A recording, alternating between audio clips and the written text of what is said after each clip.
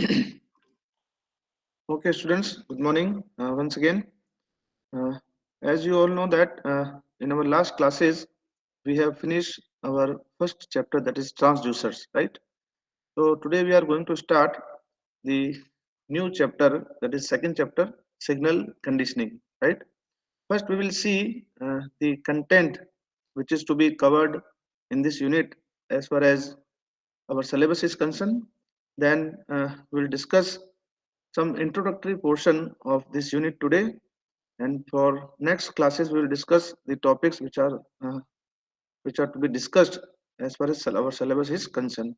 So looking to the university syllabus, this is the content that is to be discussed in this unit. We need to discuss the AC bridges, analysis of unbalanced bridges, some kind of amplifiers, right, converters, detectors, and then shielding and grounding, right. First of all, before starting the content which is prescribed in the university syllabus in this particular unit, let us discuss about the functional block diagram of an instrumentation system.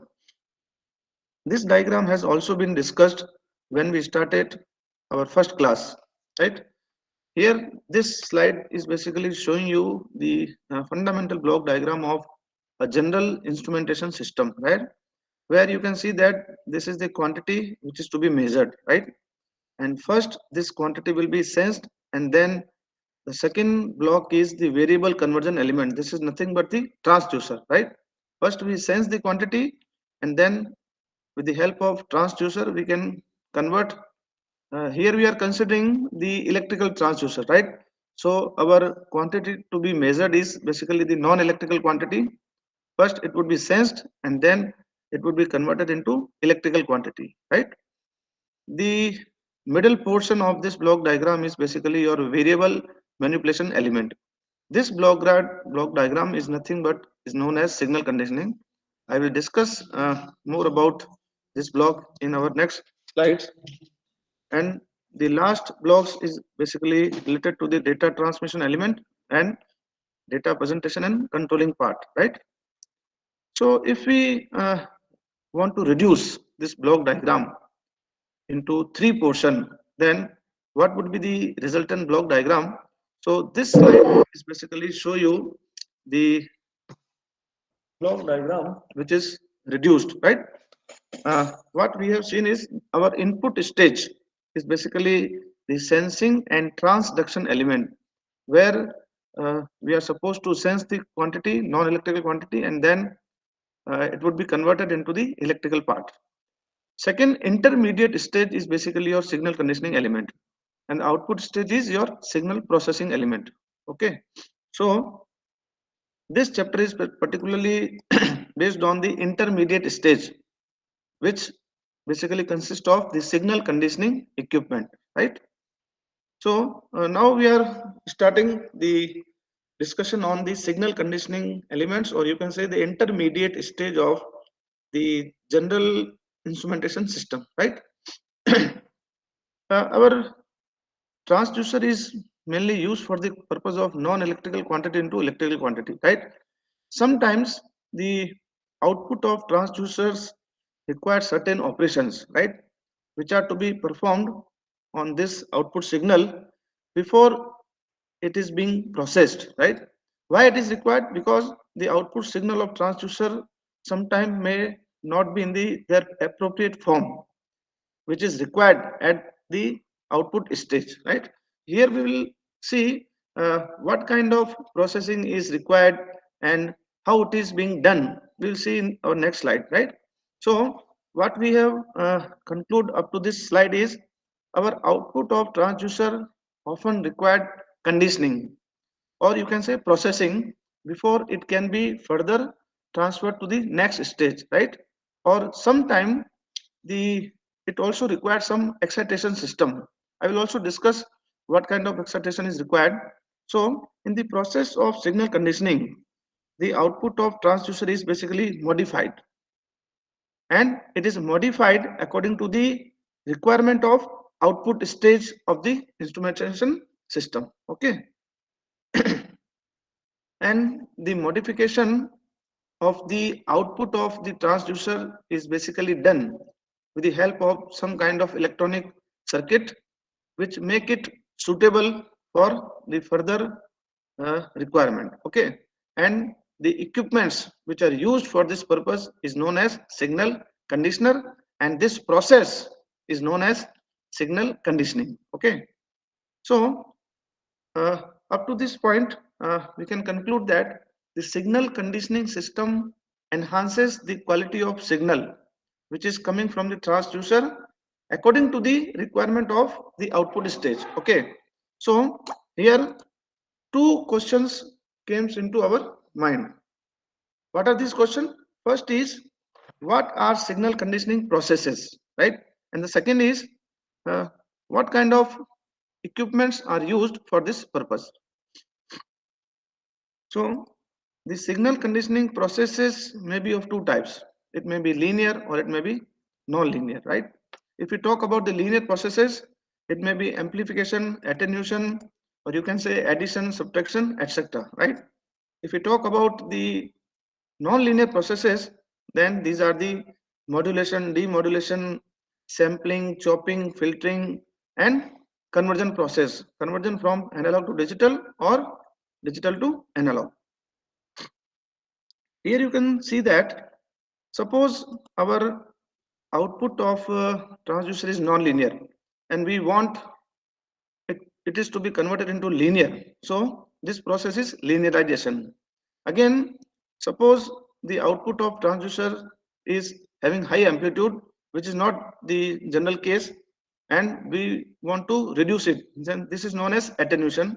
This is the usual case where output of most of the transducer is having low amplitude and we need further amplification. So this is the process of amplification. Sometimes this process output of transducer may contain noise and we want to reduce it. So we need a noise free signal. So this is known as filtering part, right?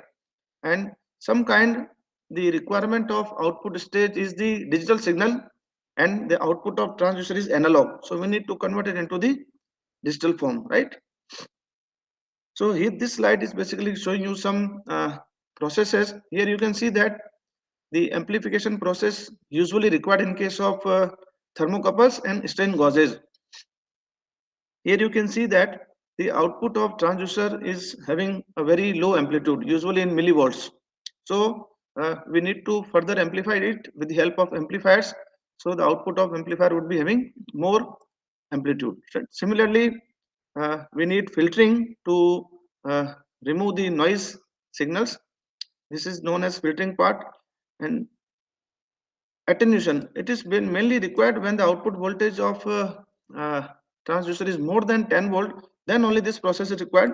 But most of the time we go for amplification process because the output of most of the transducer is having low magnitude.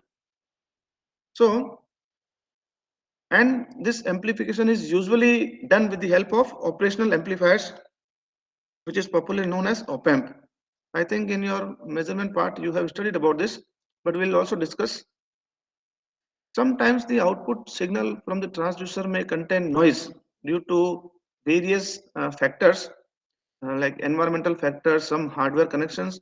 So, if we process the noise signal to further stage, then it will give your output in term with errors. So, therefore, it should be removed, and filters are required for this purpose. If we talk about the excitation system, sorry, the equipments which are used for this purpose, then these equipments may be DC and AC bridges, amplifiers, filters, and phase sensitive detectors, right? So if we talk about the excitation system, then we know that the active transducer like LVDT and thermocouples, which do not require any kind of excitation system, right? Suppose you are your instrumentation system, you are using thermocouples and LVDT, then in such cases excitation system is not required. But if you are using passive transducers like RTD, strain gauge, etc., then excitation system is required. Okay. So depending upon the type of excitation system, our signal conditioning system is of two types. One is DC signal conditioning system and another is AC signal conditioning system, right? As the name suggests, in case of DC measuring systems, especially in case of resistance transducers like potentiometer and strain gauges, we make use of DC excitation system. This block diagram actually the DC signal conditioning system, types of signal conditioning system is not mentioned in our syllabus, but here we'll discuss something about the DC signal conditioning system. Okay, so this block diagram is basically related to the DC signal conditioning, where the very first point is measurand. Measurand is basically the quantity which is to be measured, right? And here we are considering it as a non-electrical quantity, right? First part is our transducer. With the help of transducer, this quantity is converted into the electrical one. Then we make use of bridge circuits. Bridge circuits are mainly used in case of potentiometers and strain gauges, right? And this is basically the DC bridge. So we need a DC excitation source to operate this bridge. Calibration and zeroing network, again, these are required for the calibration and zero setting purpose. Again, we need to amplify, and this amplifier, DC amplifier, basically requires a separate DC source, and then the low pass filter, which allows only the required frequency at the output stage. Here in our next slides, something we will be discussing about these individual components which are particularly required for DC signal conditioning system, right? So in order to measure the various parameters like resistance, inductance, capacitance, frequency, the quality factor of coil and dissipation factor of capacitor, then bridge circuits are used. The change in resistance of a strain gauge due to physical parameters like force, pressure, stress, etc., then Wheatstone bridge is mainly used for this particular case, right? Here, this slide is basically showing you a quarter bridge. Why it is quarter bridge? Because we are using only strain gauge at one arm. Sometimes, as per the requirement, the strain gauge may be used for two arms, that is known as half bridge, and in some cases, all the four arms are of the bridge circuits are having strain gauges. Then it is known as full bridge circuit, right? The imbalance voltage in this particular case is calibrated in terms of strain. So in the calibration and zeroing network, uh, we need to calibrate the desired parameters like voltage or current. So resistance is calibrated in such parameters, right? And the bridge is balanced using potentiometer and can be calibrated for unbalanced conditions. This is the main function of your calibration and zeroing network. And the last point is the function of low pass filter is to eliminate the unwanted high frequency components and noise from the required data signal. So the output of the low pass filter is the required signal which is to be processed further. Further means we want to control it or we want to analyze it as per the output stage. So students, this is all about the today's class. In the next class, we'll discuss some signal conditioning equipments which are mentioned in our syllabus. Thank you.